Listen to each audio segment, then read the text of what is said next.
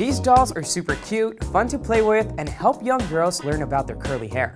All that and more on today's Common Good, presented by Amazon. Hey y'all, and welcome to Common Good. I'm Alejandro Alba. For our first story, we're speaking with Yelitza Jean Charles, the founder of Healthy Roots Dolls, a toy brand dedicated to promoting the diversity of beauty. Healthy Roots Dolls comes in a variety of skin tones and hair texture.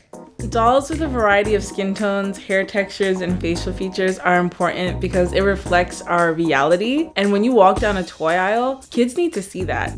I was inspired to create Healthy Roots dolls because I never had a doll that looked like me growing up, and the one time my parents actually tried to give me a black doll, I started crying because it wasn't the pretty one that I saw on TV. I realized that a lot of other women had similar experiences where I didn't have a black doll that looked like me, or it didn't have my facial features, or it didn't have my hair texture, it all had straight hair. And I was like, okay, yes, there are lots of dolls out here, but I want to do more than just paint a doll brown. I want to create an educational play experience focusing on hair so that little girls can learn to love their curls. The first line of dolls are called the Curlfriends, and they are dolls that are uniquely designed with hair full of curl power. They can actually wash and style just like your own hair so that little girls can learn to love their healthy roots. And I wanted to create like a name that was important to me, that embodied what my ultimate goal for the company was, which isn't just about these dolls, it's about culture, it's about empowerment, and I also want little girls to have these products that make them feel beautiful. So I came up with Healthy Roots, which is like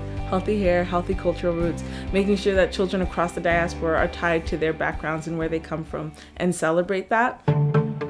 The best part of my job working on Healthy Roots dolls has to be the kids. As much as this might not be fun every day, it's the fact that I get to see little girls absolutely lose it when they get one of our dolls. That's what makes it worth it. It's a clown! I like it!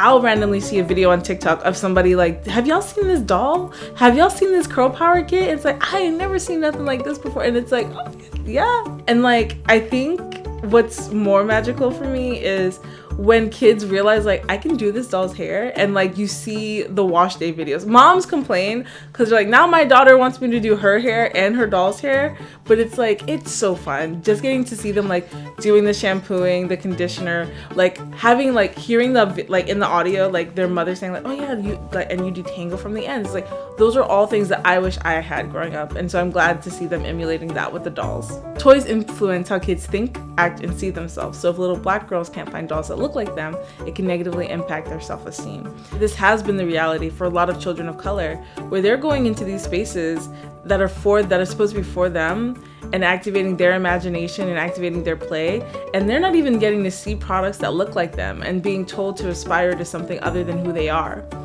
And so when I think about that image and I think about that influence, that's what drives me and tells me that the work that I'm doing is important. If 20 years ago I had had one of these dolls, maybe I wouldn't have struggled with my hair. Maybe I wouldn't have let other people's opinions about my appearance matter as much.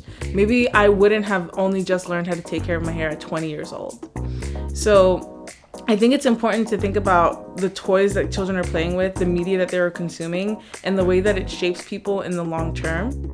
Our See Good, Do Good challenge this week is to channel your inner child by making some time for a fun activity you enjoyed when you were younger.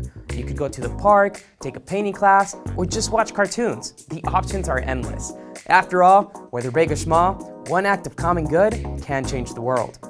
That's it for today. I'd like to thank Amazon for presenting this episode. Make joy this holiday season with Amazon. Thanks so much for watching Common Good.